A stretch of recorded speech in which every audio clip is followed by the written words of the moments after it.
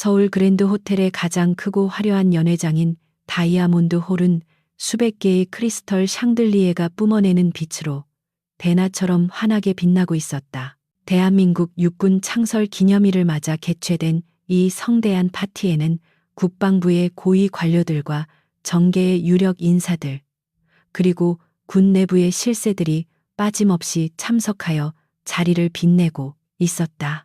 최고급 와인이 담긴 크리스털 잔이 부딪히는 청아한 소리와 현악 사중주단의 우아한 선율이 홀레부를 가득 채우고 있었지만 그 화려한 겉모습 이면에는 진급과 보직을 둘러싼 치열한 암투와 보이지 않는 권력의 줄다리기가 팽팽하게 당겨지고 있었다.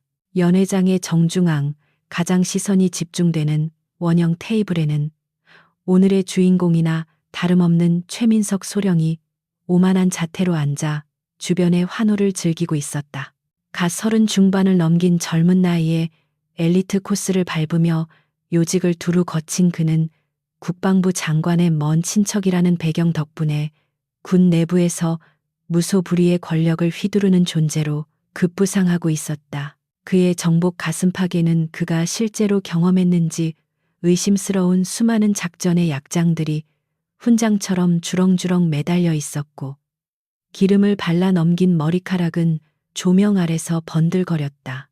최민석 소령은 자신의 무용담을 늘어놓으며 주변에 모여든 하급 장교들과 아부꾼들에게 짐짓 과장된 제스처를 섞어가며 목소리를 높이고 있었다. 그는 지난달 국경 지역에서 있었던 사소한 정찰 임무를 마치 적의 대규모 침투를 단신으로 막아낸 전설적인 전투처럼 포장하며 듣는 이들의 감탄을 자아내고 있었다. 그의 곁에 있던 대위들은 연신 고개를 끄덕이며 맞장구를 쳤고 최소령의 기분을 맞추기 위해 과장된 웃음을 터뜨리며 잔을 채워주기에 바빴다. 그들의 눈에는 존경심보다는 권력에 기생하려는 비열한 욕망이 번들거리고 있었다.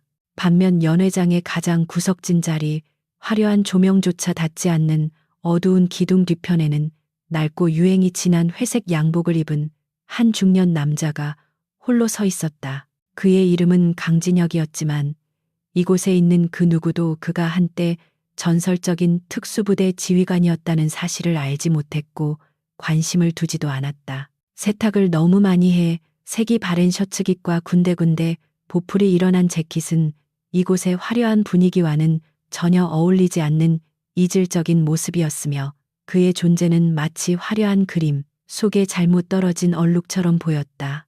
강진혁은 한쪽 다리가 불편한 듯 지팡이 대신 테이블 모서리에 몸을 의지한 채 무표정한 얼굴로 연회장의 풍경을 응시하고 있었다. 그의 깊게 패인 주름과 거칠어진 피부는 그가 지나온 세월이 결코 순탄치 않았음을 묵묵히 증명하고 있었으나 그의 눈동자만큼은 늙지 않은 맹수처럼 형형하게 빛나고 있었다. 그는 최민석 소령이 떠들어대는 허세 가득한 무용담을 들으며 입가에 씁쓸한 미소를 지었지만 그 누구에게도 말을 걸거나 자신을 드러내려 하지 않고 그저 투명 인간처럼 머물러 있었다.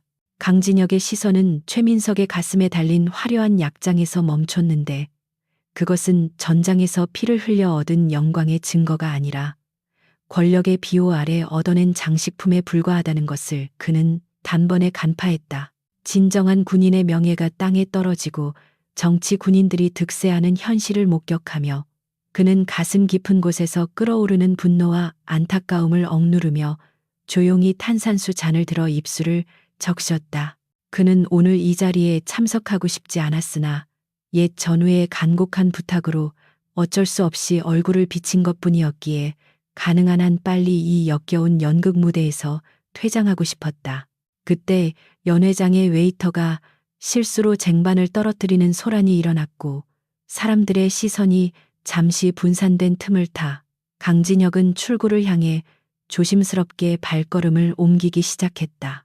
불편한 오른쪽 다리를 절뚝이며 인파 사이를 빠져나가려던 그는 술에 취해 비틀거리는 한 젊은 장교와 부딪히지 않기 위해 급히 몸을 틀어야 했다. 그 순간 균형을 잃은 그의 몸이 공교롭게도 중앙 테이블 근처에서 샴페인 잔을 높이 들고 건배사를 외치려던 최민석 소령의 등 뒤로 쏠리고 말았다. 둔탁한 소리와 함께 강진혁의 낡은 양복 소매가 최민석의 등산화처럼 반짝이는 정복 어깨를 스쳤고, 그 충격으로 최소령이 들고 있던 크리스털 잔의 붉은 와인이 그의 하얀 정복 셔츠 위로 쏟아지고 말았다. 핏빛처럼 붉은 와인은 순식간에 최소령의 가슴과 약장을 적시며 흉물스러운 얼룩을 만들어냈고, 화기애애하던 연회장의 분위기는 마치 찬물을 끼얹은 듯 순식간에 얼어붙었다. 음악 소리가 멈추고 수백 개의 시선이 일제히 두 사람에게 꽂히며 숨막히는 정적이 흘렀다. 최민석 소령은 믿을 수 없다는 표정으로 자신의 망가진 정복을 내려다보다가 천천히 고개를 들어 자신의 등 뒤에 서 있는 초라한 행색의 중년 남자를 노려보았다. 그의 얼굴은 분노로 붉게 달아올랐고 목에 핏대가 서며 억눌린 화를 주체하지 못하는 모습이 역력했다. 그는 주변의 시선을 의식하여 애써 침착함을 유지하려 했으나 떨리는 손끝과 일그러진 인매는 그가 지금 얼마나 큰 모욕감을 느끼고 있는지를 적나라하게 보여주고 있었다. 강진혁은 당황하거나 변명하려 하지 않고 그저 담담한 표정으로 주머니에서 낙지만 깨끗한 손수건을 꺼내 최소령에게 건네려 했다. 그러나 최민석은 강진혁의 손을 거칠게 뿌리치며 손수건을 바닥에 떨어뜨렸고, 그 행동은 명백한 적의와 경멸을 담고 있었다. 바닥에 떨어진 하얀 손수건은 마치 짓밟힌 강진혁의 자존심처럼 보였으나 그는 여전히 동요하지 않은 채 허리를 굽혀 손수건을 집어들고는 흙먼지를 털어내며 최소령의 눈을 똑바로 응시했다. 눈이 달렸으면 좀 보고 다니지 그래. 냄새나는 늙은이가 여기가 어디라고 기어 들어와서 행패야. 최민석 소령이 이 사이로 으르렁거리듯 내뱉은 말은 연회장의 정적을 깨고 날카로운 비수처럼 허공을 갈랐다. 주변의 장교들은 킥킥거리며 비웃음을 흘리거나 경멸 어린 시선으로 강진혁을 훑어보았고, 그 누구도 이 무례한 언사에 대해 이의를 제기하지 않았다. 그들에게 강진혁은 그저 연회장에 잘못 들어온 불청객이자 최소령의 기분을 망친 죄인에 불과했기 때문이다. 강진혁은 여전히 침묵을 지키며 최소령의 분노에 찬 눈동자, 깊은 곳에 숨겨진 열등감과 불안을 꿰뚫어 보고 있었다. 그는 사과를 할 수도 있었지만 상대방이 기본적인 예의조차 갖추지 않은 상태에서 고개를 숙이는 것은 군인의 명예를 버리는 것이라 생각했다. 강진혁의 흔들림 없는 눈빛에 오히려 당황한 것은 최민석이었는데, 그는 이 늙고 초라한 남자에게서 느껴지는 알 수 없는 위압감에 본능적으로 뒷걸음질 치고 싶은 충동을 느꼈으나 자존심이 그것을 허락하지 않았다. 최민석은 자신의 당황함을 감추기 위해 더욱 거만하게 턱을 치켜들고 한 걸음 더 다가와 강진혁의 코앞에서 위협적인 목소리로 속삭였다. 내 군복이 얼마짜리인 줄이나 알아. 내 놈이 평생 연금을 모아도 못 갚을 값어치야. 훈장 하나 없는 주제에 어디서 감히 고개를 쳐들고 있어. 그는 강진혁의 가슴팍을 검지로 툭툭 치며 모욕적인 언사를 이어갔고, 주변의 아부꾼들은 최소령의 위세에 힘을 실어주기 위해 더욱 크게 비웃음을 터뜨렸다. 강진혁은 최소령의 손가락이 자신의 가슴을 칠 때마다 그 안에 담긴 경박함과 오만함을 뼈저리게 느꼈으나 결코 물러서지 않고 그 자리에 뿌리 박은 고목처럼 서 있었다. 그는 조용하고 낮게 깔린 목소리로 입을 열었다. 실수였다네 젊은이. 자네 옷은 세탁하면 그만이지만 자네의 태도는 씻어내기 힘들겠구먼. 이 말은 최소령의 자존심에 기름을 붓는 격이 되었고, 그의 얼굴은 분노로 일그러지며 이성적인 판단력을 잃게 만들었다. 최민석은 격분하여 강진혁의 멱살을 잡으려다 멈칫하고는 주변을 둘러보며 자신의 우월함을 과시할 수 있는 결정적인 한마디를 찾았다. 그는 입꼬리를 비틀어 올리며 경멸과 조롱이 가득 담긴 목소리로 연회장에 있는 모든 사람이 들을 수 있도록 크고 또렷하게 외쳤다. 이곳은 대한민국을 지키는 엘리트 장교들의 신성한 자리다. 다리나 절뚝거리는 패배자가 어슬렁거릴 곳이 아니란 말이다. 그는 잠시 뜸을 들이며 강진혁의 눈을 쏘아보았다. 그리고 최민석 소령은 자신의 인생에서 가장 큰 실수가 그리고 훗날 뼈저린 후회로 되돌아올 그 문장을 내뱉었다. 여기는 겁쟁이를 위한 장소가 아니야.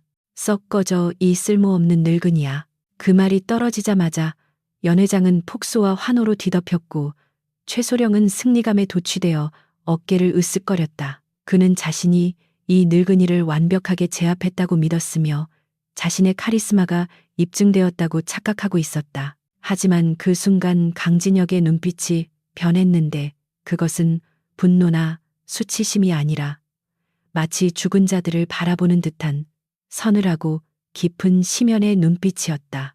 그 눈빛을 정면으로 마주한 최민석은 등줄기를 타고 흐르는 서늘한 공포를 느꼈고 순간적으로 숨이 턱 막히는 듯한 압박감에 사로잡혔다.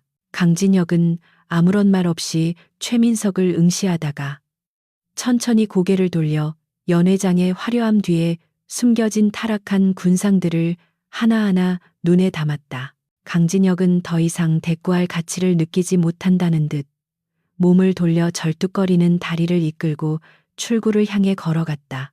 그의 뒷모습은 초라해 보였지만 걸음걸이에는 묘한 리듬과 흔들리지 않는 중심이 있었고 그가 지나가는 자리에는 설명할 수 없는 침묵이 감돌았다. 몇몇 눈치 빠른 원로 장교들은 그의 뒷모습에서 기시감을 느꼈으나 감히 누구인지 떠올리지 못하고 고개를 갸웃거릴 뿐이었다. 최민석은 강진혁이 사라진 뒤에도 찜찜한 기분을 떨쳐버릴 수 없어서 애써 목소리를 높여 분위기를 다시 띄우려 노력했다. 재수가 없으려니 별 미친 노인네가 다 꼬이는군. 자, 다들 신경 쓰지 말고 마십시다. 건배 그는 다시 샴페인 잔을 들어 올렸지만 손끝이 미세하게 떨리고 있다는 사실을 그 자신조차 깨닫지 못하고 있었다. 와인 얼룩은 여전히 그의 가슴에 붉게 남아 마치 지워지지 않는 낙인처럼 그를 조롱하고 있었다. 호텔 로비로 나온 강진혁은 차가운 밤 공기를 깊이 들이마시며 폐부 깊숙이 박혀있던 역겨운 향수 냄새를 뱉어냈다. 그는 주머니에서 구겨진 담배 한 개비를 꺼내 입에 물고 불을 붙인 뒤 밤하늘을 올려다보며 나지막이 중얼거렸다. 겁쟁이를 위한 장소가 아니다라. 연기 속으로 흩어지는 그의 목소리에는 분노보다는 서글픔이 그리고 곧 닥쳐올 폭풍을 예고하는 비장함이 서려 있었다. 강진혁은 호텔 입구에 대기하고 있던 검은색 세단을 향해 걸어갔고 운전석에서 대기하던 수행 비서가 급히 내려 뒷좌석 문을 열며 깍듯하게 경례를 올렸다. 오래 기다리셨습니다, 장군님. 바로 댁으로 모시겠습니다. 강진혁은 고개를 끄덕이며 차에 올라탔고 차창 밖으로 멀어지는 호텔의 불빛을 바라보며 결심을 굳혔다. 그 오만한 소령에게 진정한 군인의 무게가 무엇인지 그리고 겁쟁이가 서 있을 곳이 어디인지 뼈저리게 가르쳐 주어야 할 때가 왔음을 직감했다. 다음 날 아침 최민석 소령은 숙취로 지끈거리는 머리를 감싸쥐며 자신의 집무실 소파에서 눈을 떴다. 창밖으로 들어오는 날카로운 아침 햇살이 그의 신경을 건드렸고 입안에는 여전히 씁쓸한 알코올 기운이 남아 불쾌감을 더했다. 그는 비틀거리며 일어나 거울 앞에 섰는데 거울 속에 비친 자신의 모습은 어젯밤의 화려함은 온데간데 없이 초췌하고 신경질적인 패배자의 몰골을 하고 있었다. 옷걸이에 걸려있는 정복 셔츠에 붉은 와인 자국이 눈에 들어오자 어젯밤 연회장에서 있었던 일이 생생하게 떠올랐고 억눌러왔던 분노가 다시금 치밀어 올라 그는 주먹으로 책상을 거칠게 내리쳤다. 최소령은 인터폰을 거칠게 잡아채 부관인 김중희를 호출했고 곧이어 겁에 질린 표정의 김중희가 헐레벌떡 집무실로 뛰어들어왔다. 최민석은 핏발선 눈으로 부관을 노려보며 어젯밤 자신에게 모욕을 준 그 늙은이에 대해 당장 알아내라고 소리를 질렀다. 그는 그 노인이 단순한 예비역이 아니라면 자신을 음해하려는 반대파 세력이 고용한 방해꾼일지도 모른다는 편집증적인 의심을 품고 있었기에 그 정체를 밝혀내어 철저하게 짓밟아 버리겠다는 복수심에 불타오르고 있었다. 김중희는 최소령의 살기에 눌려 즉시 정복과의 연락을 취하겠다고 대답하며 황급히 등을 돌렸다. 하지만 몇 시간 뒤 보고를 위해 다시 들어온 김중희의 표정은 곤혹스러움으로 가득 차 있었고 손에 들린 파일은 얄팍하기 그지없었다. 그는 머뭇거리며 강진혁이라는 이름으로 조회된 정보가 전산망에 거의 존재하지 않거나 접근 권한이 없다는 메시지만 뜬다고 보고했다. 군 내부 전산망에서 정보가 차단되는 경우는 극비 취급인가자이거나 아니면 전산 오류로 인해 기록이 누락된 경우뿐인데 김중희는 전자의 가능성을 생각하기에는 강진혁의 행색이 너무나 초라했기에 후자일 것이라고 조심스럽게 추측했다. 최민석은 보고서를 집어던지며 비웃음을 터뜨렸는데 그는 강진혁이 고위급 인사일 리가 없다고 확신하며 제멋대로 결론을 내렸다. 그는 강진혁이 아마도 기록조차 제대로 관리되지 않는 하급 부사관 출신이거나 불명예 제대를 하여 기록이 말소된 인간일 것이라고 단정지었다. 정보가 없다는 사실은 오히려 최소령에게 그 노인이 아무런 뒷배경도 없는 힘없는 존재라는 확신을 심어주었고 이는 그의 오만함에 날개를 달아주는 격이 되었다. 그는 이제 거리낄 것 없이 그 늙은이를 자신의 스트레스 해소용 먹잇감으로 삼아도 되겠다는 위험한 생각에 빠져들었다. 같은 시각 서울 외곽의 한적한 주택가에 위치한 낡은 단독주택 서재에서 강진혁은 오래된 앨범을 넘기며 과거의 기억을 더듬고 있었다. 빛바랜 흑백 사진 속에는 젊은 날의 그와 전우들이 험준한 산악지대를 배경으로 환하게 웃고 있었지만 지금 그들 중 대다수는 이미 이 세상 사람이 아니었다. 그는 사진 속 전우들의 눈을 하나하나 마주하며 자신이 지켜왔던 신념과 명예가 후배들에게 제대로 전달되지 않고 있다는 사실에 깊은 자괴감을 느꼈다. 어젯밤 최민석의 그 오만한 태도는 개인적인 모욕을 넘어 군이라는 조직 전체가 병들어가고 있다는 명백한 증거였다. 강진혁은 책상 위에 놓인 검은색 구형 전화기를 들어올렸고 수화기 너머로 연결음이 몇 번 울리기도 전에 굵직한 남자의 목소리가 들려왔다. 전화를 받은 사람은 다름 아닌 육군 본부 작전 참모부장이었는데 그는 강진혁의 목소리를 듣자마자 의자에서 벌떡 일어나 차렷 자세를 취할 만큼 그를 깊이 존경하고 있었다. 강진혁은 사적인 안부 인사는 생략한 채 곧 있을 대규모 야외 기동 훈련인 강철 폭풍 훈련에 민간 참관인 자격으로 참여하고 싶다는 의사를 담담하게 전달했다. 참모부장은 훈련의 위험성을 언급하며 만류하려 했으나 강진혁의 단호한 의지를 꺾을 수 없음을 알고 결국 한숨을 내쉬며 승낙했다. 강진혁은 자신의 신분을 철저히 숨기고 일반적인 예비역 자문위원 자격으로 최민석 소령이 지휘하는 대대에 배속시켜 달라고 구체적으로 요구했다. 참모부장은 의아해하면서도 그가 어떤 의도를 가지고 있음을 짐작하고 즉시 조치를 취하겠다고 약속했다. 전화를 끊은 강진혁은 창밖의 회색 하늘을 바라보며 조용히 눈을 감았는데 그의 머릿속에는 이미 험난한 훈련장의 지형과 예상되는 시나리오들이 파노라마처럼 펼쳐지고 있었다. 그는 이번 훈련이 최민석에게는 지옥이 될 것이며 자신에게는 마지막 수업이 될 것임을 직감하고 있었다. 며칠 후 최민석 소령이 지휘하는 제7공수 특전여단 예하 대대의 강철 폭풍 훈련에 관한 작전 명령서가 하달되었다. 이번 훈련은 국방부가 야심차게 기획한 역대 최대 규모의 공지합동 훈련으로 실제 전장과 유사한 극한 상황을 조성하여 부대의 실전 능력을 검증하는 것이 주된 목적이었다. 최민석은 이번 훈련에서 압도적인 성과를 거두어 차기 진급 심사에서 유리한 고지를 점령하겠다는 야심찬 계획을 세우고 있었으며 부하들에게 철저한 준비를 지시하며 분위기를 고조시켰다.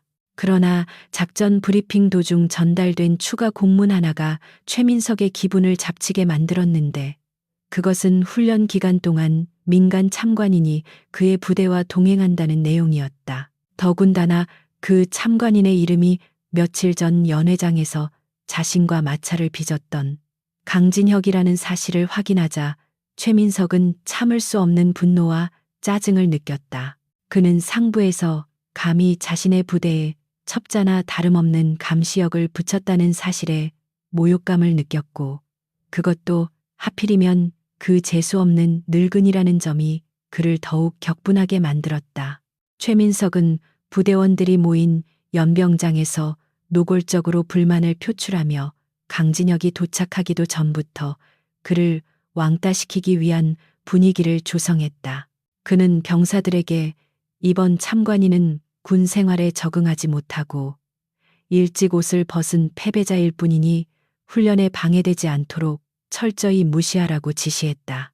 또한 그는 은밀하게 부사관들을 불러내어 훈련 도중 강진혁이 제풀에 지쳐 떨어져 나가도록 강도 높은 행군과 험한 지형 돌파를 유도하라고 명령하며 비열한 미소를 지었다. 병사들은 지휘관의 명령에 따르면서도 왠지 모를 불안감을 느꼈으나 감히 이의를 제기할 수는 없었다. 훈련 당일 새벽 부대 위병소를 통과해 연병장으로 들어서는 강진혁의 모습은 여전히 초라하기 그지없었다. 그는 화려한 최신식 전술 장비로 무장한 병사들과 달리 낡은 야전 상의와 색이 바랜 배낭 하나만을 메고 있었으며 손에는 지팡이 대신 등산용 스틱 하나를 쥐고 있었다. 하지만 그의 눈빛만은 새벽 공기처럼 차갑고 맑았으며 주변의 산세를 훑어보는 그의 시선은 마치 지형을 낱낱이 해부하는 듯 날카로웠다. 병사들은 힐끔거리며 그를 쳐다보았고 최민석은 지휘소 텐트 앞에서 팔짱을 낀 채 그를 경멸 어린 시선으로 내려다보고 있었다. 최민석은 강진혁이 가까이 다가오자 거수경례조차 생략한 채 빈정거리는 말투로 그를 맞이했다. 여기가 경로당인 줄 아십니까? 산책 나오신 거면 지금이라도 돌아가시는 게 신상에 좋을 겁니다. 이번 훈련은 장난이 아니니까요. 그는 주변의 간부들이 들으라는 듯 큰 소리로 면박을 주었지만 강진혁은 동요하지 않고 묵묵히 서약서에 서명을 한 뒤 짧게 대답했다. 전장은 누구에게나 공평한 법이지. 자네나 걱정하게. 강진혁의 담담한 태도는 최민석의 화를 더욱 돋우었다.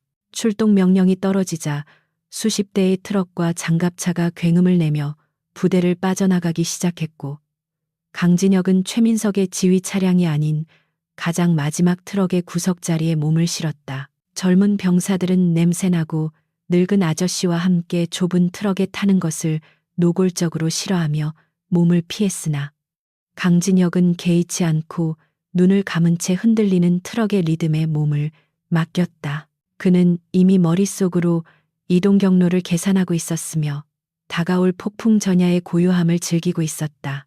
트럭이 비포장 도로를 달리며 흙먼지를 일으키는 동안 최민석은 무전기를 통해 각 중대의 이동 상황을 체크하며 자신의 목소리에 취해 있었다. 그는 이번 훈련이 자신을 위한 동무대가 될 것이라고 확신했고 강진혁 따위는 험준한 산속에서 낙오되어 짐승 밥이나 되게 만들겠다고 다짐했다. 하지만 그는 자신이 지금 숲속의 맹수를 제 발로 우리 안에 들이고 있다는 사실을, 그리고 그 맹수가 아직 발톱을 드러내지 않았을 뿐이라는 사실을 전혀 깨닫지 못하고 있었다. 부대는 몇 시간의 이동 끝에 인적이 드문 산악지대의 입구인 검은숲 초입에 도착했다. 이곳은 지형이 험하고 기상 변화가 심해 특수 부대원들조차 꺼리는 난코스였으나 최민석은 자신의 능력을 과시하기 위해 일부러 이곳을 작전 지역으로 선택한 것이었다. 차에서 내린 병사들은 거대한 숲이 뿜어내는 압도적인 위압감에 질려 침을 삼켰고 하늘은 금방이라도 눈이 쏟아질 듯 회색빛으로 무겁게 내려앉아 있었다. 강진혁은 트럭에서 내려 흙바닥을 발로 꾹 밟아보며 땅의 상태를 점검했고 고개를 들어 바람의 냄새를 맡았다. 강진혁의 감각은 본능적으로 위험을 감지했는데 공기 중에는 습기와 함께 미세한 쇠 냄새가 섞여 있었고 새들의 움직임 또한 평소와 달리 불안정했다. 그는 이것이 단순한 훈련이 아니라 자연 자체가 인간을 거부하는 시그널임을 일궈냈으나 최민석은 지도를 펼쳐들고 빨리 이동하라고 소리를 지르기에 바빴다. 최소령은 강진혁에게 다가와 손가락으로 산 정상 쪽을 가리키며 비웃듯 말했다. 참관인 양반, 우린 저 고지까지 쉬지 않고 달릴 겁니다. 심장마비로 쓰러져도 앰뷸런스는 없으니 각오하시오. 강진혁은 최민석의 도발에 대꾸하는 대신 배낭끈을 고쳐 매며 조용히 신발끈을 단단히 조여 묶었다. 그의 이러한 침묵은 최민석에게는 무시로 받아들여졌고 최소령은 얼굴을 붉히며 돌아서서 행군 시작을 알리는 호각을 길게 불었다.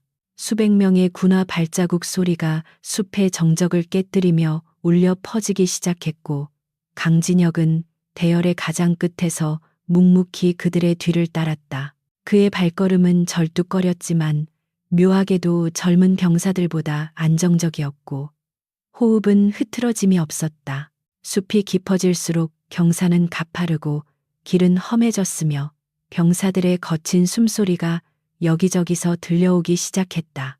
최민석은 선두에서 지휘하며 속도를 늦추지 않았고 뒤처지는 병사들에게 욕설을 퍼부으며 공포 분위기를 조성했다. 그는 강진혁이 벌써 낙오했으리라 짐작하고 뒤를 돌아보았으나 놀랍게도 강진혁은 일정한 거리를 유지하며 끈질기게 따라오고 있었다. 땀 한 방울 흘리지 않는 듯한 강진혁의 무표정한 얼굴을 본 최민석은 등골이 오싹해지는 기분을 느꼈으나 애써 부정하며 속도를 더 높이라고 다그쳤다. 해질 무렵이 되자 기온은 급격히 떨어지기 시작했고 예보에 없던 진눈깨비가 흩날리며 시야를 방해했다. 부대원들은 지칠 대로 지쳐 있었지만 최민석은 야간 행군을 강행하겠다며 휴식을 허락하지 않았고 이는 병사들의 불만을 가중시켰다. 강진혁은 나무 그늘 아래서 잠시 숨을 고르며 최민석의 무리한 지휘가 초래할 결과를 우려 섞인 눈으로 지켜보았다. 그는 알고 있었다. 오만함이 부르는 피로는 적보다 더 무서운 내부의 적이라는 것을, 그리고 그 대가는 혹독할 것임을. 어둠이 숲을 완전히 집어삼킬 무렵 무전기에서 지직거리는 잡음과 함께 통신 상태가 불안정해지기 시작했다. 최민석은 짜증을 내며 통신병을 닥달했지만 깊은 산속의 자기장 이상과 악천후로 인해 본부와의 교신이 점점 어려워지고 있었다. 바로 그때 강진혁은 숲의 어둠 속에서 번뜩이는 무언가를 감지하고 걸음을 멈췄다. 그것은 야생동물의 눈빛이 아니었다. 인공적인 무언가가, 누군가가 그들을 지켜보고 있다는 확실한 직감이 그의 온몸을 긴장시켰다. 본격적인 강철 폭풍이 시작되려 하고 있었다.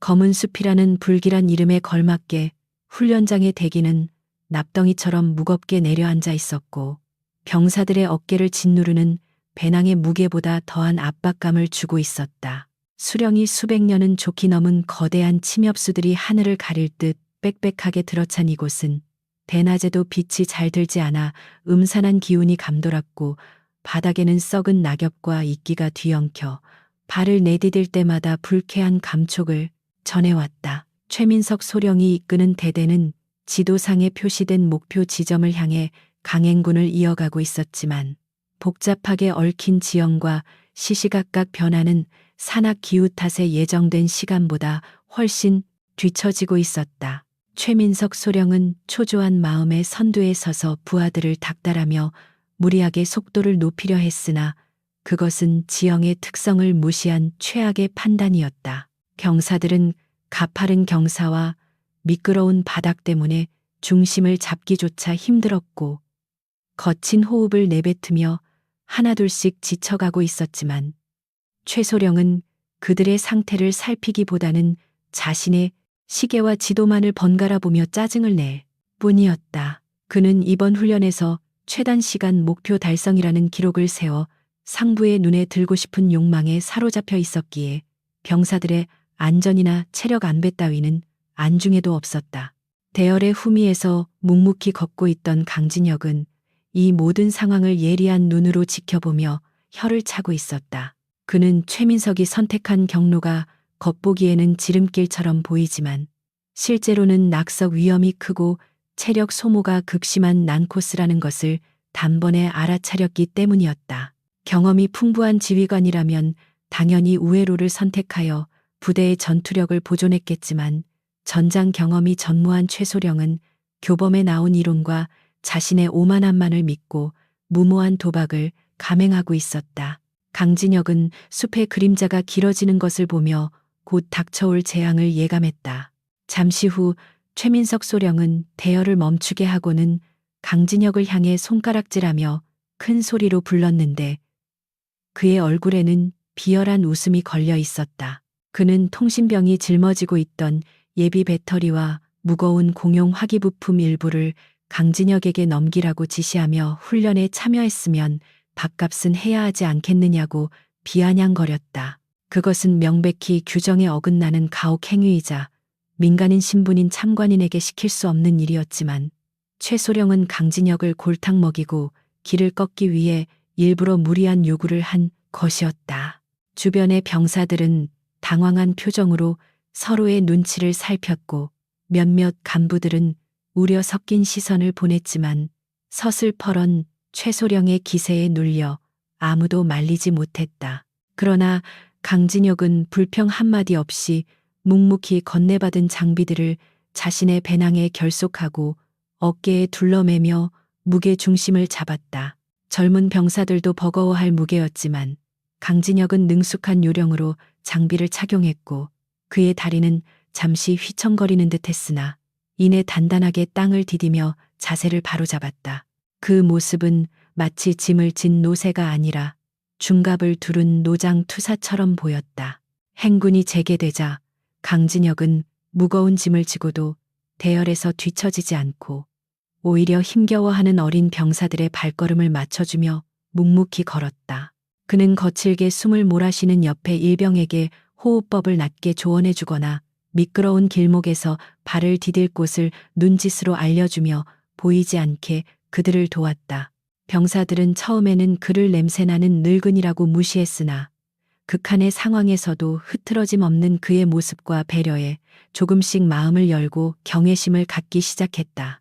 최민석은 강진혁이 고통스러워하는 모습을 기대했으나 오히려 태연하게 걷는 것을 보고 속이 뒤틀리는 듯한 분노를 느꼈다. 어느새 숲에는 짙은 안개가 깔리기 시작했고 기온은 급격히 떨어져 입김이 하얗게 피어오를 정도가 되었다. 설상가상으로 바람까지 거세게 불어오며 나뭇가지들이 기괴한 소리를 내며 흔들렸고 시야는 불과 몇 미터 앞도 분간하기 힘들 정도로 좁아졌다. 강진혁은 바닥에 흙이 얼어붙는 것을 감지하고 곧 눈폭풍이 몰아칠 것임을 직감하여 근처의 중대장에게 조심스럽게 야영 준비를 건의하려 했다. 하지만 그 모습을 본 최민석은 어디서 감히 작전에 참견하느냐며 불같이 화를 내고는 행군을 멈추지 말라고 소리쳤다.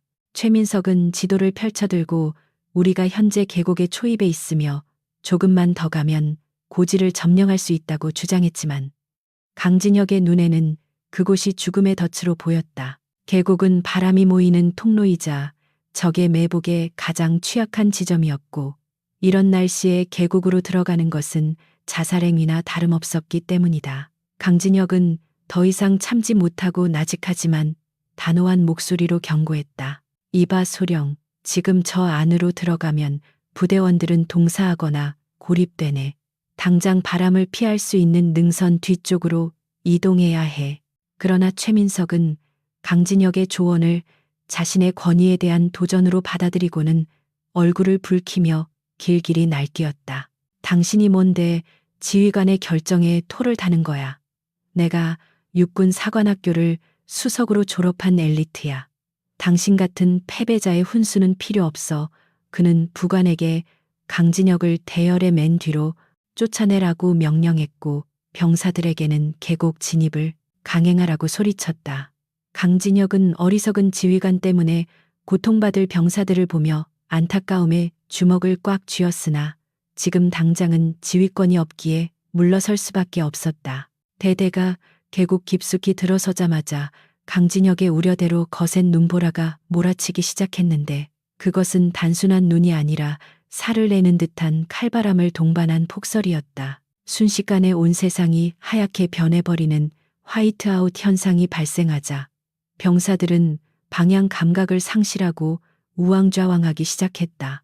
통신병은 다급하게 본부와의 교신을 시도했으나 무전기에서는 지직거리는 잡음만이 흘러나올 뿐 어떠한 응답도 들리지 않았다. 최민석의 얼굴은 당혹감으로 하얗게 질려갔고 그의 목소리는 바람소리에 묻혀 점점 작아졌다. 눈보라는 더욱 거세져 병사들의 시야를 완전히 가렸고 체감 온도는 영하 20도 아래로 곤두박질 쳤다.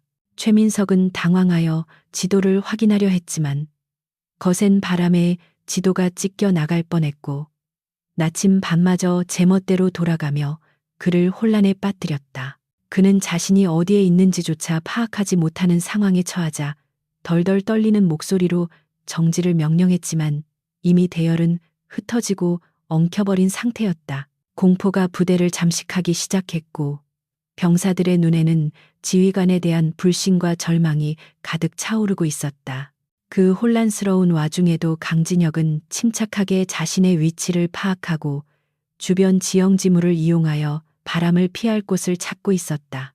그는 나무의 껍질과 이끼의 방향을 보며 북쪽을 가늠했고 바람의 흐름을 읽어 안전한 비박지를 물색했다. 그는 겁에 질려 웅크리고 있는 어린 병사들을 하나둘씩 일으켜 세우고 서로의 체온을 유지할 수 있도록 밀착시키며 대열을 정비했다. 그의 목소리는 바람을 뚫고 병사들의 귀에 또렷하게 박혔고 그의 단호한 눈빛은 공포에 질린 병사들에게 유일한 위안이 되었다.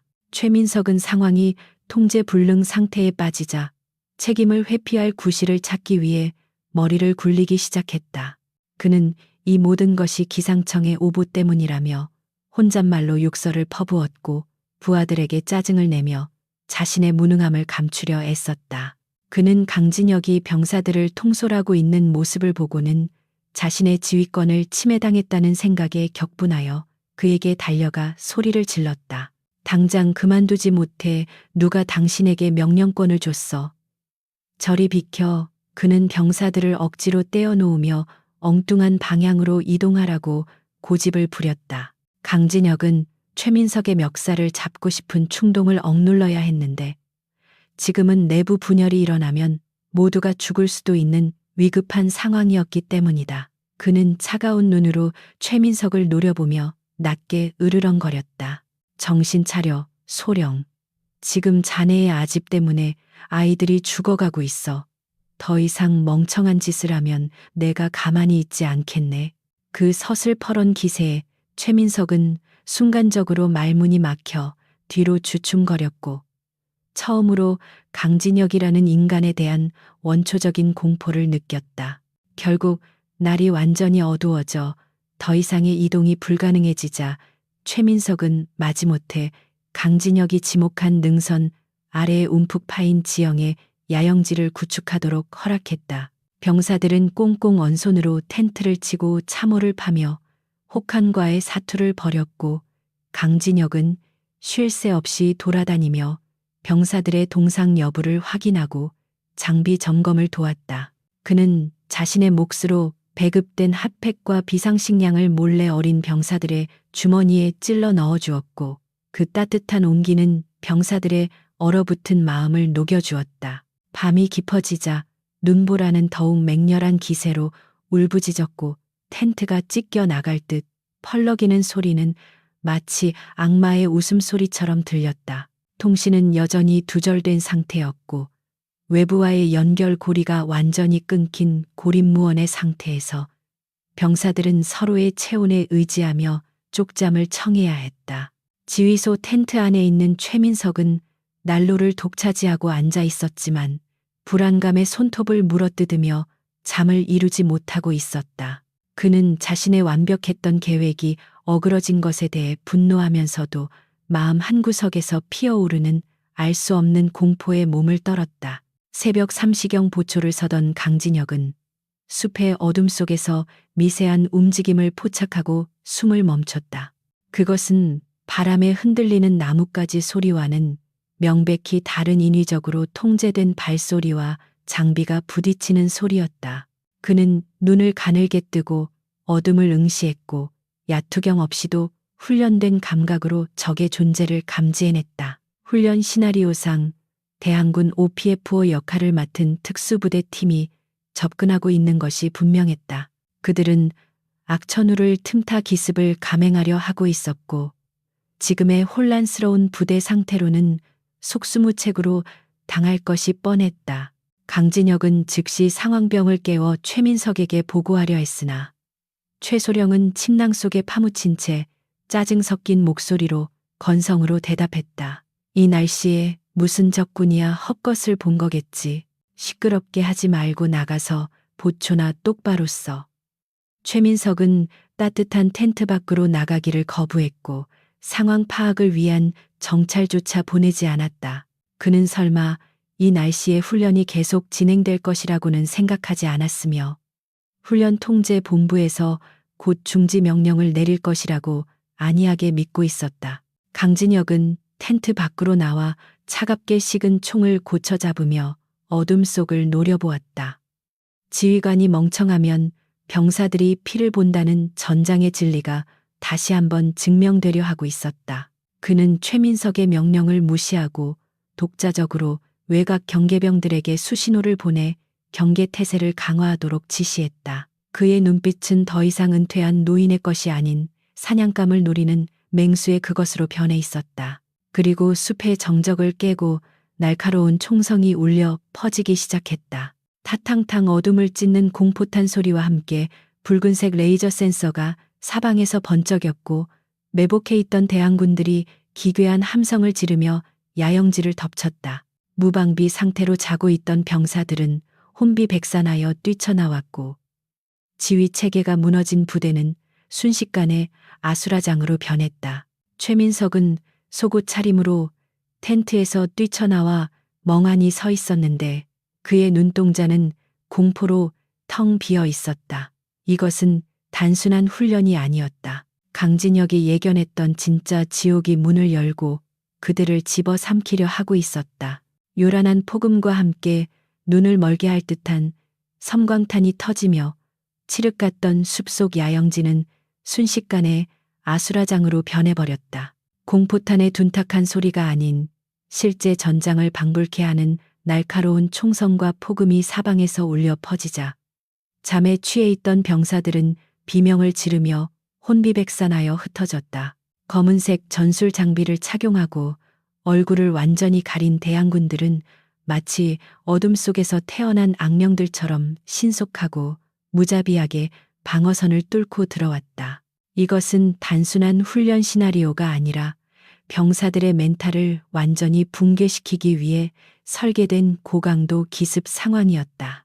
최민석 소령은 속옷 바람에 재킷만 걸친 채 지휘소 텐트 앞에 멍하니 서서 눈앞에서 벌어지는 참상을 믿을 수 없다는 듯 바라보았다.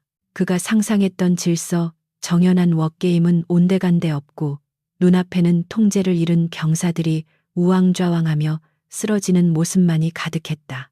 사격 개시 위치 사수에 그가 목이 터져라 소리를 질렀지만 공포에 질려 갈라진 그의 목소리는 굉음 속에 묻혀 누구에게도 전달되지 않았다. 그는 허리춤에 권총을 찾으려 손을 뻗었지만 자신이 무장조차 제대로 하지 않고 뛰쳐나왔다는 사실을 깨닫고는 절망감에 휩싸였다. 대항군의 움직임은 일반 보병 부대의 수준을 훨씬 뛰어넘는 것이었는데 그들은 연막탄과 최루가스를 사용하여 시야를 차단한 뒤 근접 격투술로 병사들을 하나둘씩 제압해 나갔다. 병사들의 조끼에 부착된 피격 센서가 요란한 경고음을 내며 붉은 불빛을 깜빡일 때마다 최민석의 심장은 덜컥 내려앉았다. 그의 눈에는 이 모든 상황이 가상의 훈련이 아니라 실제 테러리스트나 적 특수부대의 공격처럼 느껴지기 시작했고 극도의 스트레스 상황에서 현실 감각이 마비되는 공황 상태가 그를 덮쳤다. 강진혁은 혼란스러운 와중에도 침착하게 거목 뒤에 몸을 숨기고 차가운 눈으로 전황을 분석하고 있었다. 그는 대항군이 사용하는 전술과 수신호를 보고 그들이 국방부 직할의 최정예 특수부대인 707 특임대나 UDT 실 요원들로 구성된 가상 적군임을 단번에 간파했다. 상부는 이번 훈련을 통해 지휘관의 위기 대처 능력을 극한까지 시험하려 했던 것이 분명했으나 불행히도 지휘관인 최민석은 그 시험을 통과하기는커녕 처참하게 무너져 내리고 있었다. 강진혁의 시선은 공포에 질려 뒷걸음질 치는 최민석에게 고정되었다. 피격 판정을 받은 병사들이 바닥에 뒹굴며 고통스러운 표정을 짓자 공포는 전염병처럼 부대 전체로 퍼져나갔다. 한 중사가 피를 흘리는 척 연기하며 최민석에게 달려와 다급하게 외쳤다. 대대장님 통신이 완전히 두절되었습니다. 일중대는 전멸 위기입니다. 철수 명령을 내려주십시오. 부하의 간절한 호소에도 불구하고 최민석은 아무런 판단도 내리지 못한 채 그저 덜덜 떨고만 있었다. 그의 머릿속은 하얗게 비어버렸고 오직 이곳을 벗어나야 한다는 본능적인 생각만이 맴돌고 있었다. 최민석은 자신에게 매달리는 중사를 거칠게 밀쳐내며 히스테리적인 반응을 보였다. 저리 비켜 나한테 묻지 마. 내들이 알아서 막으란 말이야. 그는 지휘관으로서의 책무를 완전히 망각한 채 자신의 안위만을 걱정하며 비굴한 모습을 드러냈다. 그 순간 날아온 연막탄이 그의 발치에서 터지며 매캐한 가스가 피어올랐고 그는 콜록거림과 함께 눈물 콧물을 쏟으며 바닥을 기었다. 콧대 높던 엘리트 장교의 위엄은 온데간데 없고 살려달라고 웅얼거리는 비겁한 인간의 본성만이 적나라하게 드러났다. 대항군은 더욱 포위망을 좁혀오며 지휘소를 압박했고 사방에서 투항하라는 방송 소리가 쩌렁쩌렁하게 울려 퍼졌다. 최민석은 패닉 상태에 빠져 이것이 훈련이라는 사실조차 의심하게 되었고 누군가 자신을 진짜로 죽이려 한다는 망상에 사로잡혔다. 그는 주변을 두리번거리다 어둠 속에 가려진 숲 쪽으로 도주할 수 있는 작은 틈을 발견했다.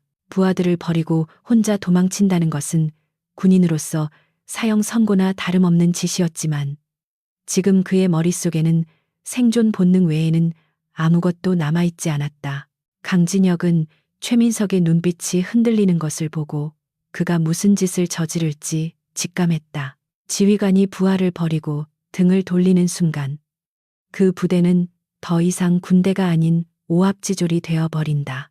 강진혁은 끓어오르는 분노를 느꼈지만 섣불리 개입하지 않고 최민석이 스스로 파멸의 길을 선택하는 과정을 끝까지 지켜보았다. 그것은 잔인하지만 필요한 과정이었으며 이 오만한 소령이 자신의 바닥을 확인하게 만드는 가장 확실한 방법이었다.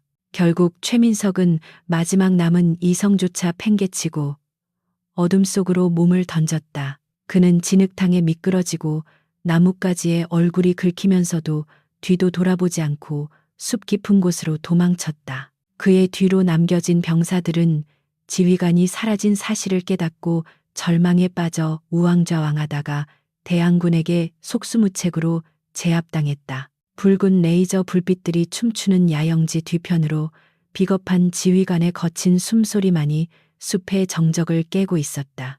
최민석은 한참을 달리다 숨이 턱까지 차올라 눈 쌓인 바닥에 쓰러지듯 주저앉았다. 그는 공포와 추위로 인해 온몸을 사시나무 떨듯 떨며 흐느끼기 시작했다. 이건 말도 안 돼. 내가 이런 곳에서 개죽음을 당할 수는 없어. 그는 자신의 비겁함을 합리화하며 원망 섞인 중얼거림을 토해냈다. 그러나 그는 알지 못했다. 자신이 도망쳐온 그 어둠 속에서 진짜 공포이자 이 훈련의 진정한 심판관인 강진혁이 조용히 그를 향해 다가오고 있다는 사실을. 최민석은 눈 덮인 덤불 속에 비참하게 웅크린 채 덜덜 떨고 있었는데 그의 심장은 공포로 인해 금방이라도 터질 듯이 요동치고 있었다. 그는 자신이 저지른 비겁한 행동에 대한 수치심보다는 오직 살아야 한다는 본능과 발각될지도 모른다는 불안감에 사로잡혀 있었다.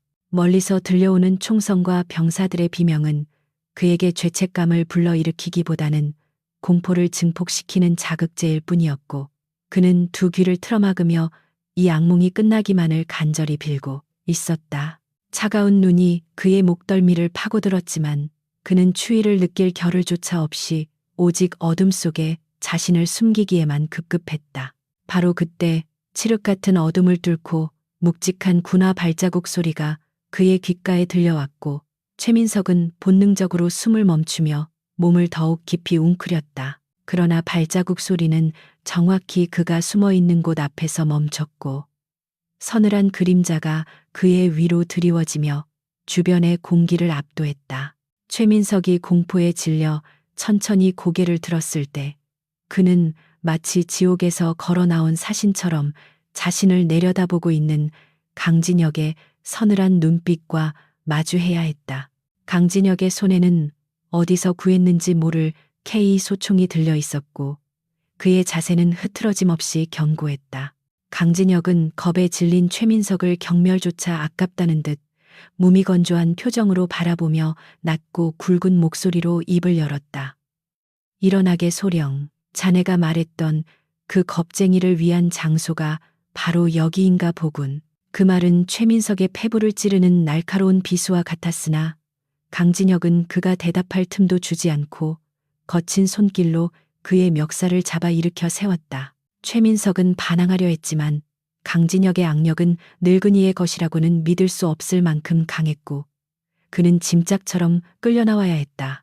강진혁은 최민석을 나무 기둥에 거칠게 밀치며 그의 귓가에 맹수처럼 으르렁거렸다. 지금 저 아래서 자네의 부하들이 사냥감처럼 죽어가고 있어.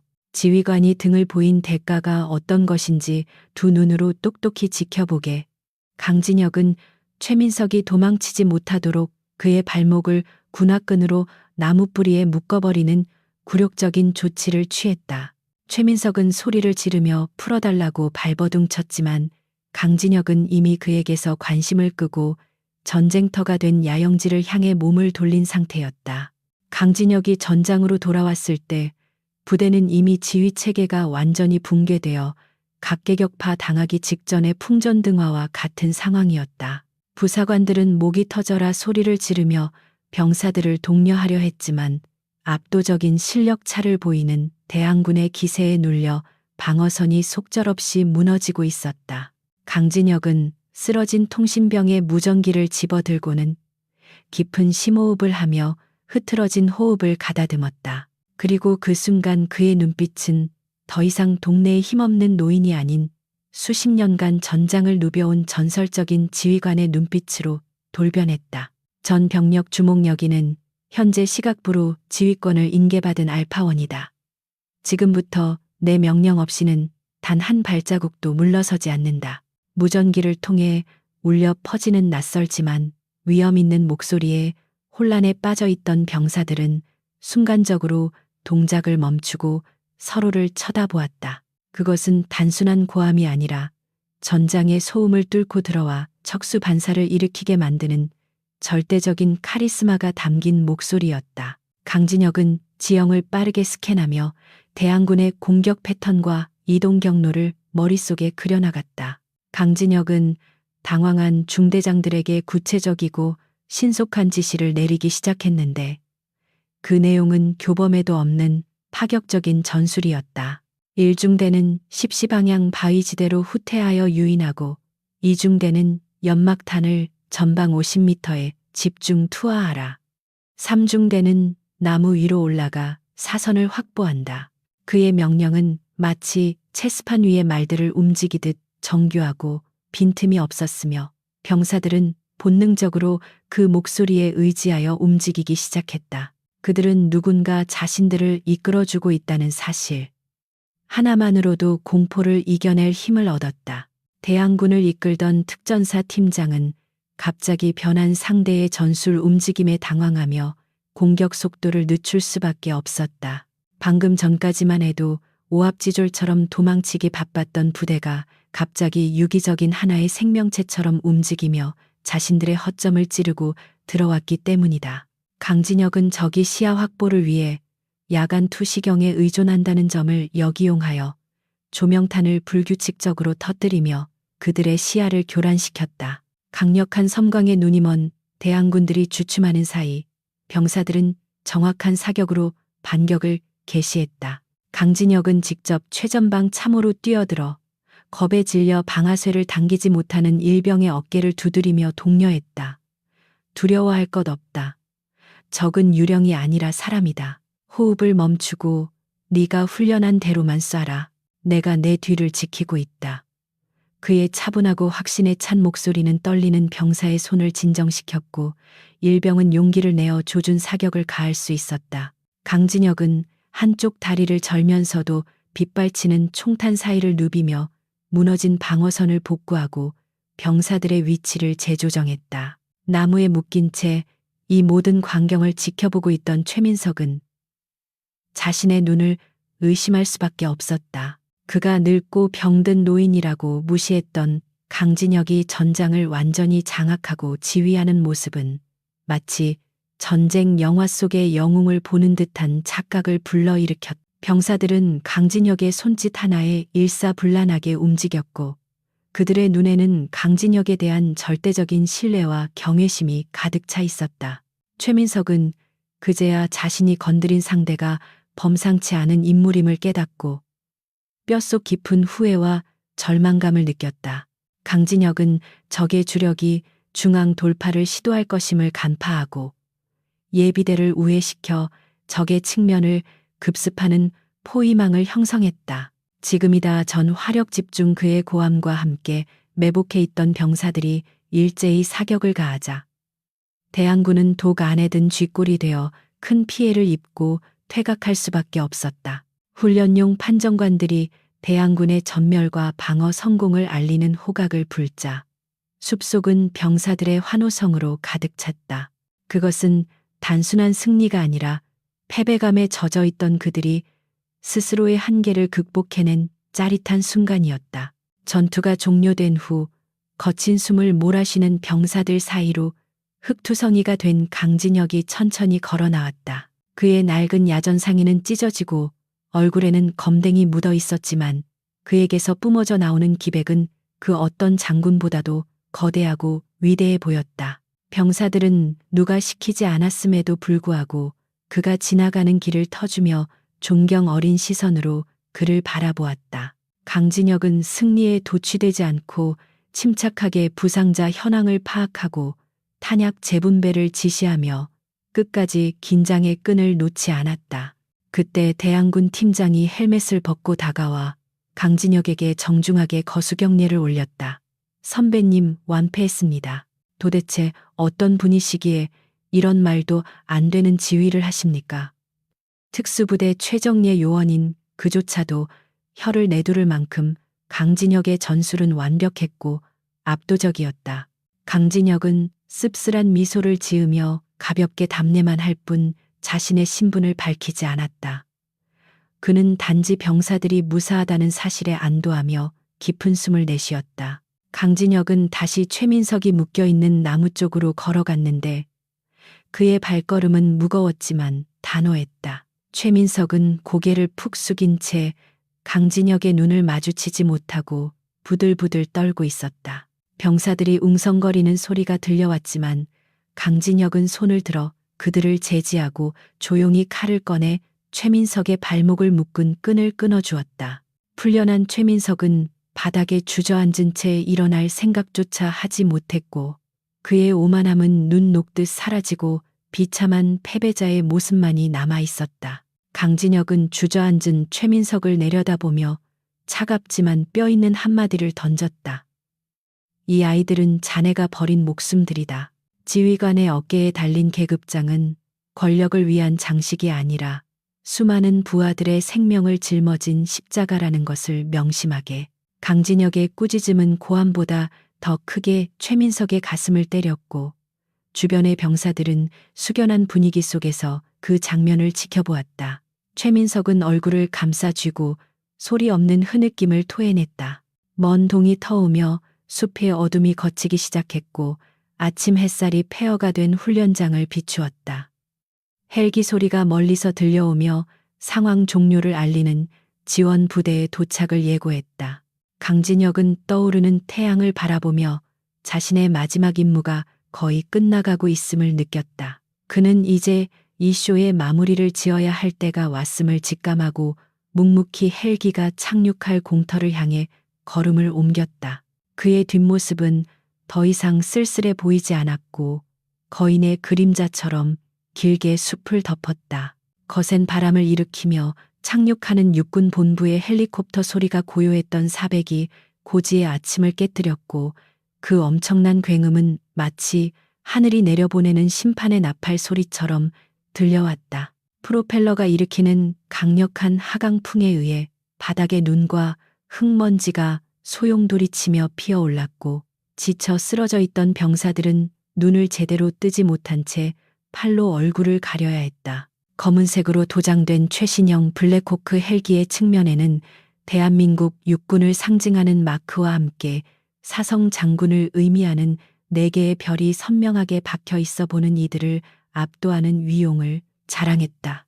헬리콥터가 굉음을 멈추고 엔진이 서서히 꺼지자 흙먼지 속에서 정복을 갖춰 입은 고위 장성들이 하나둘씩 모습을 드러내기 시작했다. 그들의 어깨에는 번쩍이는 별들이 달려 있었고 가슴에는 화려한 훈장들이 아침 햇살을 받아 눈부시게 빛나고 있어 흙투성이가 된 현장의 병사들과는 극명한 대조를 이루었다. 맨 앞에는 육군 참모총장인 박중장이 굳은 표정으로 걸어 나오고 있었고 그 뒤를 이어 감찰관들과 헌병들이 살벌한 기세로 따르고 있어 팽팽한 긴장감이 감돌았다. 나무 밑에 주저앉아 넋이 나가 있던 최민석 소령은 참모총장의 모습을 보자마자 마치 구세주라도 만난 듯한 표정으로 벌떡 일어났다. 그는 헝클어진 머리를 대충 정리하고 옷매무새를 다듬으며 비굴한 웃음을 지어 보이려 노력했는데 이는 자신의 과오를 덮고 상황을 유리하게 끌고 가려는 얄팍한 계산에서 나온 행동이었다. 그는 절뚝거리는 다리를 이끌고 참모총장 앞으로 달려나가며 과장된 경례 동작을 취했고 억울함을 호소하는 듯한 표정을 지으며 입을 열었다. 총장님 먼 길 오시느라 고생 많으셨습니다. 보고 드릴 말씀이 있습니다. 훈련 중에 민간인 사칭범이 난입하여 지휘권을 탈취하고 부대를 위험에 빠뜨렸습니다. 최민석은 손가락으로 강진혁을 가리키며 목소리를 높였고 자신의 무능함을 강진혁의 불법 행위로 덮어 씌우려 안간힘을 썼다. 그는 강진혁이 헌병들에게 체포되어 끌려가는 상상을 하며 회심의 미소를 지었으나 그의 기대와 달리 참모총장의 눈길은 그를 싸늘하게 스쳐 지나갈 뿐이었다. 박 중장은 최민석의 호들갑을 철저히 무시한 채 마치 그가 투명 인간이라도 되는 것처럼 그의 옆을 지나쳐 곧장 강진혁이 서 있는 곳으로 향했다. 뒤따르던 감찰관들과 고위 장교들 역시 최민석에게는 눈길조차 주지 않은 채 엄숙한 표정으로 대열을 맞춰 이동했다. 최민석은 당황하여 허공에 손을 뻗은 채 굳어버렸고 주변에 있던 병사들 또한 이 기묘한 상황에 숨을 죽이며 사태의 추이를 지켜보고 있었다. 숲속에는 무거운 침묵만이 흘렀다. 흙투성이가 된 낡은 야전 상의를 입고 서 있는 강진혁 앞에 멈춰선 박 중장은 잠시 감회가 새로운 듯 강진혁의 얼굴을 응시하다가 이내 절도 있는 동작으로 거수경례를 올렸다. 필승 육군 참모총장 박영진, 강진혁 장군님께 신고합니다. 그 뒤에 도열에 있던 10수명의 장군들과 참모들도 일제히 칼같이 각을 맞춰 경례를 붙였고 그들의 우렁찬 구호 소리가 숲을 뒤흔들었다. 필승, 그것은 단순한 상관에 대한 예우를 넘어선 진정한 존경과 경애가 담긴 경례였다. 그 광경을 목격한 최민석의 눈동자는 공포와 충격으로 인해 튀어나올 듯 커졌고 다리에 힘이 풀려 그 자리에 털썩 주저앉고 말았다. 병사들 사이에서도 믿을 수 없다는 듯한 탄성이 터져 나왔고 그들은 자신들을 이끌었던 그 냄새나는 늙은이가 사실은 군의 전설적인 존재였다는 사실에 전율을 느꼈다. 강진혁 그는 과거 특수전 사령관이자 합참 의장을 역임했던 군인들의 살아있는 신화이자 전쟁의 신이라 불리던 바로 그 인물이었던 것이다. 강진혁은 덤덤한 표정으로 천천히 손을 들어 답례를 했고 그의 동작 하나하나에는 수십 년간 전장을 누비며 쌓아온 기품과 무게감이 묻어났다. 박 장군, 오랜만이군. 늙은이가 주책맞게 나서서 자네들 번거롭게 한 건 아닌가 모르겠네. 그의 말투는 부드러웠지만 그 속에 담긴 위엄은 현역 총장조차도 고개를 숙이게 만들 만큼 압도적이었다. 박 중장은 정중하게 대답했다. 아닙니다, 장군님. 후배들이 잊고 있던 군인 정신을 다시 일깨워 주셔서 감사합니다. 박 중장의 말이 끝나자 강진혁은 천천히 고개를 돌려 바닥에 주저앉아 덜덜 떨고 있는 최민석을 바라보았다. 강진혁의 눈빛은 더 이상 자비롭지 않았고 마치 죄인을 단죄하는 재판관처럼 차갑고 엄격하게 빛나고 있었다. 최민석은 그 눈빛을 피하려 고개를 숙였지만 온몸을 휘감는 공포감의 숨조차 제대로 쉴 수 없었다. 며칠 전 연회장에서 자신이 뱉었던 모욕적인 언사들이 비수가 되어 자신의 심장을 찌르는 듯한 고통을 느꼈다. 강진혁은 최민석에게 다가가 지팡이 대신 들고 있던 등산용 스틱으로 그의 어깨에 달린 소령 계급장을 툭툭 쳤다. 자네가 연회장에서 내게 했던 말을 기억하나? 여기는 겁쟁이를 위한 장소가 아니다라고 했지. 강진혁의 목소리는 낮았지만 숲 전체에 울려 퍼질 만큼 또렷했고 병사들은 숨을 죽인 채 그 말을 경청했다. 최민석은 입술을 깨물며 눈물을 흘렸지만 그것은 반성이라기보다는 파멸에 대한 공포에서 나온 생리적인 반응일 뿐이었다. 자네 말이 맞네. 전장은 겁쟁이를 위한 곳이 아니야. 하지만 진정한 겁쟁이는 적이 두려워 도망치는 병사가 아니라 자신의 안위를 위해 부하를 사지로 내몰고 책임을 회피하는 지휘관일세. 강진혁의 일갈은 최민석의 영혼을 산산조각 낼 만큼 강력했고 주변에 있던 모든 군인의 가슴에 깊은 울림을 주었다. 자네는 군복을 입을 자격도 누군가의 위에 설 자격도 없는 그저 제복 입은 양아치에 불과해. 강진혁의 눈짓을 받은 헌병들이 즉시 최민석에게 다가와 그의 양팔을 결박하고 어깨에 달린 계급장을 거칠게 떼어냈다. 최민석은 비명에 가까운 소리를 지르며 살려달라고 애원했지만 헌병들은 무표정한 얼굴로 그를 질질 끌고 헬기 쪽으로 이동했다. 이건 모함입니다. 저는 억울합니다. 장군님 한 번만 용서해 주십시오. 그의 처절한 절규는 헬기의 엔진 소리에 묻혀 사라져갔고 병사들은 그 비참한 최후를 차가운 눈으로 지켜보았다. 최민석이 끌려간 후 강진혁은 흙투성이가 된 병사들을 향해 몸을 돌렸고 그의 표정은 한결 부드러워져 있었다. 그는 미안함과 대견함이 교차하는 눈빛으로 어린 병사들을 하나하나 둘러보며 말했다. 못난 지휘관을 만나 고생이 많았다. 그리고 내 신분을 속인 것에 대해 사과하마. 하지만 오늘 너희가 보여준 용기는 진짜였다. 병사들은 울컥하는 마음에 코끝이 징해졌고 누군가가 시작한 박수 소리는 삽시간에 숲 전체를 가득 채우는 함성으로 변했다. 참모총장 박 중장은 강진혁의 옆으로 다가와 조용히 물었다. 장군님 복귀하시겠습니까? 군은 언제나 장군님을 필요로 합니다.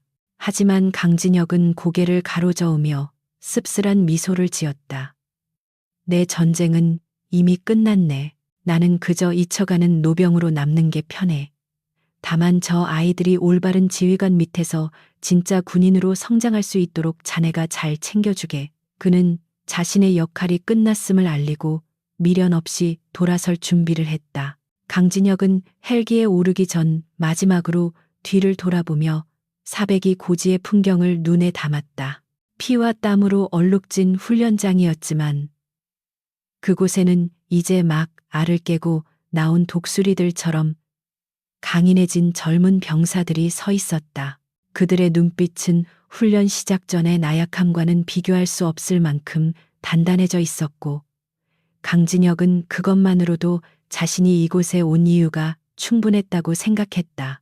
그는 병사들을 향해 마지막으로 거수 경례를 올렸고 병사들 또한 눈물 섞인 경례로 위대한 스승을 배웅했다. 헬리콥터가 다시 굉음을 내며 이륙했고 강진혁을 태운 기체는 아침 햇살 속으로 서서히 멀어져 갔다. 병사들은 헬기가 점이 되어 사라질 때까지 그 자리를 떠나지 않고 하늘을 올려다보았다. 숲에는 다시 고요가 찾아왔지만 그 공기 속에는 강진혁이 남기고 간 뜨거운 군인 정신과 교훈이 깊게 배어 있었다. 그것은 그들이 군 생활을 하는 동안, 아니 평생을 살아가면서 결코 잊지 못할 마지막 수업이었다. 대한민국 국방부 보통군사법원의 제1심판정은 숨 막힐 듯한 침묵과 엄숙함으로 가득 차 있었고 창문 하나 없는 회색 벽은 피고인석에 앉은 사람을 단절된 세상으로 몰아넣는 듯했다. 한때 화려한 정복을 입고 거들먹거리던 최민석은 수의를 입은 채 초라한 모습으로 피고인석에 앉아 고개를 떨구고 있었는데 그의 어깨는 축 처져 있었고 생기 잃은 눈동자는 바닥만을 응시하고 있었다. 방청석에는 그의 몰락을 지켜보러 온 군 관계자들과 기자들이 가득 차 있었지만 정작 그가 그토록 자랑하던 유력 정치인 친척이나 아부하던 부하들은 단 한 명도 보이지 않았다.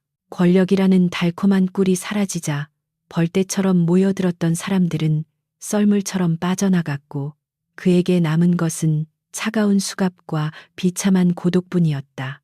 군 검찰관은 감정 없는 목소리로 최민석의 죄목을 하나하나 열거하기 시작했는데 그 내용은 군인으로서 저지를 수 있는 가장 수치스러운 행위들로 채워져 있었다. 적전 비행, 직무유기 상관, 모욕, 품위 유지 위반 등 그가 저지른 범죄 사실들이 낱낱이 밝혀질 때마다 방청석에서는 탄식과 비난의 수군거림이 터져나왔다. 특히 훈련 당시 상황을 기록한 헬멧 캠 영상이 증거 자료로 대형 스크린에 재생되자 법정 내의 분위기는 경멸을 넘어 분노로 들끓어 올랐다. 영상 속에서 부하들을 버리고 비명을 지르며 도망치는 최민석의 모습은 그가 평소 입버릇처럼 말하던 용기나 엘리트라는 단어와는 정반대되는 추악한 민낯이었다. 최민석은 스크린 속 자신의 모습을 차마 쳐다보지 못하고 두 손으로 귀를 막고 싶었지만 수갑에 묶인 손은 마음대로 움직이지 않았다. 영상 속에서 들려오는 병사들의 절규와 강진혁 장군의 호령 소리는 그의 귓가에서 환청처럼 끊임없이 반복되며 그의 정신을 갉아먹고 있었다. 그는 변호인에게 눈빛으로 도움을 요청했으나 국선 변호인조차 이 명백하고 파렴치한 증거 앞에서는 고개를 가로저으며 변론을 포기한 듯한 표정을 지을 뿐이었다. 최민석은 그제야 자신이 완전히 고립되었으며 이 거대한 법의 심판대 앞에서 자신을 구해줄 동아줄은 이미 끊어졌음을 뼈저리게 깨달았다. 재판장은 안경 너머로 매서운 눈빛을 쏘아보며 판결문을 낭독하기 시작했는데 그의 목소리는 법정의 공기를 얼어붙게 만들 만큼 단호하고 위엄이 있었다. 피고인 최민석은 장교로서 부하를 지휘하고 보호해야 할 막중한 책임을 지고 있음에도 불구하고 위기 상황에서 자신의 안위만을 위해 부대를 이탈하여 군의 기강을 문란케 하였다. 재판장의 말 한마디 한마디는 최민석의 가슴에 쇠망치처럼 박혔고 그는 몸을 떨며 입술을 깨물었다. 또한 국가 원로이자 상관인 강진혁 장군에게 씻을 수 없는 모욕을 주고 군의 명예를 실추시킨 점은 도저히 용납될 수 없다. 재판장은 잠시 숨을 고른 뒤 최종 판결을 내렸는데 그것은 최민석의 인생을 송두리째 끝장내는 파멸의 선고나 다름없었다. 이에 본 법원은 피고인 최민석에게 징역 5년과 불명예 전역을 선고하며 군인 연금 박탈 및 향후 공직 임용 제한을 명한다. 탕탕탕 판사봉이 내려쳐지는 소리는 최민석에게 있어 사형 선고와도 같았고 그는 다리에 힘이 풀려 헌병들의 부축을 받아야만 겨우 일어설 수 있었다.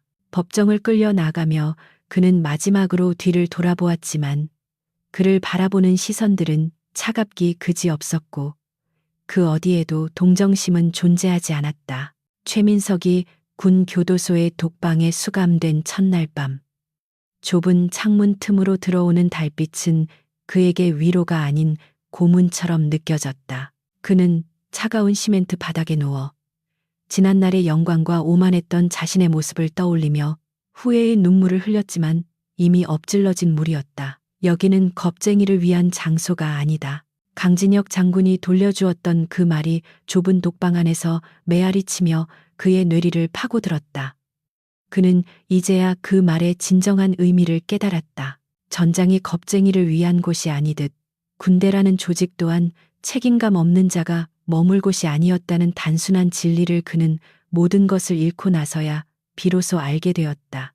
한편 국방부와 육군본부는 이번 사건을 계기로 대대적인 내부 감찰과 숙정 작업을 시작하며 썩은 환부를 도려내기 위해 칼을 빼들었다. 강진혁 장군의 복귀와 그가 보여준 참된 군인 정신은 군 내부에 신선한 충격을 주었고 무사한 일주의에 빠져있던 지휘관들에게 경종을 울리는 계기가 되었다.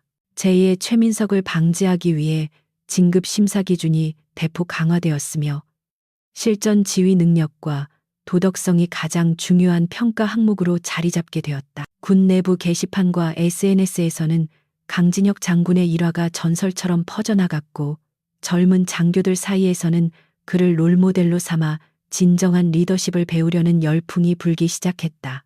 사건이 마무리되고 계절이 몇 번 바뀌어 훈련장에 다시 봄이 찾아왔을 때 서울 외곽의 작은 주택마당에서는 강진혁이 평온한 얼굴로 텃밭을 가꾸고 있었다. 그는 더 이상 군복을 입지 않고 흙이 묻은 작업복 차림이었지만 그의 손길은 여전히 절도 있었고 식물들을 다루는 눈빛에는 생명에 대한 애정이 가득했다. 대문 밖에서 인기척이 들리자 그는 허리를 펴고 땀을 닦으며 밖을 내다보았는데 그곳에는 정복을 깔끔하게 차려입은 낯익은 청년이 서 있었다. 그는 바로 400기 고지훈련 당시 강진혁의 격려를 받고 용기를 내어 사격했던 그 일병, 지금은 하사가 된 김민수였다.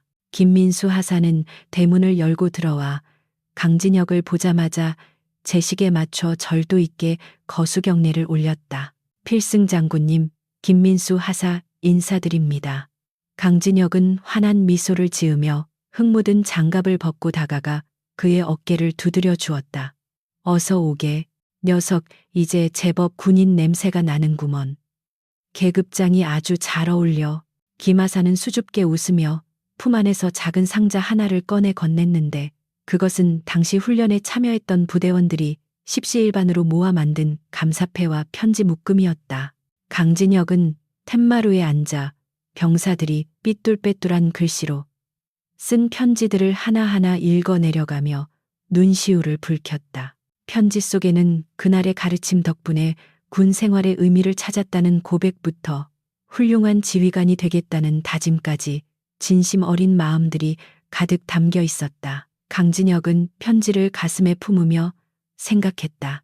자신이 평생을 바쳐 지켜온 것은 거창한 국가의 이념 이전에 바로 이런 순수한 청년들의 미래와 그들이 지켜나갈 소중한 가치들이었음을, 최민석과 같은 썩은 가지를 쳐냄으로써 이 푸른 나무들이 더 곱고 튼튼하게 자랄 수 있게 된 것이야말로 그가 얻은 가장 큰 훈장이었다. 김하사가 돌아간 뒤 강진혁은 차를 한 잔 끓여들고 마당의 벤치에 앉아 붉게 물드는 노을을 바라보았다. 그의 곁에는 낡은 라디오에서 흘러나오는 클래식 음악이 잔잔하게 흐르고 있었고 바람은 부드럽게 그의 백발을 스치고 지나갔다. 그는 이제 세상의 소란스러움에서 한 발자국 물러나 있었지만 그의 마음은 그 어느 때보다 충만하고 평화로웠다. 그는 더 이상 전설 속의 전쟁 영웅으로 불리지 않아도 좋았고 그저 누군가의 기억 속에 올바른 길을 가리켜준 나침반으로 남을 수 있다면 그것으로 좋겠다. 몇 년 후 육군사관학교의 대강당에서는 신임 장교 임관식이 거행되고 있었고 수백 명의 젊은 소위들이 조국을 위한 헌신을 맹세하고 있었다. 연단에 선 교장은 축사 도중 화면에 띄워진 400기 고지 전투의 사례 연구 자료를 가리키며 열변을 토했다. 제군들 진정한 지휘관은 계급장으로 말하는 것이 아니라 행동으로 증명하는 것이다. 여기는 겁쟁이를 위한 장소가 아니다라는 말은 타인을 비난하기 위한 말이 아니라 지휘관인 제군들 스스로에게 매일같이 던져야 하는 엄중한 질문임을 명심하라. 생도들의 눈빛은 그 어느 때보다 진지하게 빛나고 있었고 그들 중 누군가의 가슴 속에는 강진혁이라는 이름이 깊이 새겨지고 있었다. 강진혁은 비록 그 자리에 없었지만 그의 정신은 시공간을 초월하여 대한민국 군대의 든든한 뿌리가 되어 지탱하고 있었다. 오만함은 패망의 선봉이요. 겸손은 존귀의 앞잡이라는 오래된 격언이 증명되었듯 강진혁의 마지막 수업은 끝나지 않고 계속해서 이어지고 있었다. 다시 시간이 흘러 눈 내리는 겨울 어느 날 출소한 최민석은 허름한 작업복을 입고 공사판 인부로 일하며 하루하루를 연명하고 있었다. 그는 점심시간에 우연히 식당 TV에서 나오는 뉴스를 보게 되었는데 화면에서는 강진혁 장군이 노안으로 별세했다는 소식이 전해지고 있었다. 국립현충원에 안장되는 그의 영결식에는 수많은 전현직 군인들과 시민들이 모여들어 그의 마지막 길을 배웅하고 있었고 그 행렬은 끝이 보이지 않을 정도로 길게 이어져 있었다. 최민석은 숟가락을 든 채 멍하니 화면을 바라보다가 자신도 모르게 흐르는 눈물을 닦아냈다. 그것은 이제야 비로소 찾아온 참회와 존경의 눈물이었다. 그는 식당 구석에 놓인 거울 속에 비친 자신의 늙고 지친 얼굴을 바라보며 나지막이 중얼거렸다. 당신이 옳았습니다, 장군님. 저는 겁쟁이였습니다. 하지만 이제는 도망치지 않고 제 삶의 무게를 견뎌보겠습니다. 그는 다 식어 빠진 국밥을 한 숟가락 뜨며 비록 늦었지만 처음으로 정직한 땀을 흘리며 살아가는 삶의 의미를 깨닫기 시작했다. 밖에는 한방눈이 내리고 있었고 세상은 하얗게 덮여가고 있었다. 강진혁 장군은 떠났지만 그가 남긴 발자국은 눈 속에 묻히지 않고 오만과 편견에 맞서 싸우는 모든 이들의 이정표가 되어 영원히 빛나고 있을 것이다. 진정한 강함이란 남을 짓누르는 힘이 아니라 자신을 낮추고 타인을 품어 안는 넉넉함이라는 사실을 세상은 잊지 않을 것이다.